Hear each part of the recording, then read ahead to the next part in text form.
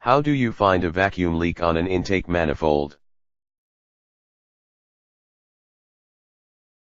Start a vacuum leak smoking expedition by plugging up any obvious potential ports in the intake manifold, starting with the inlet to the throttle body from the air cleaner.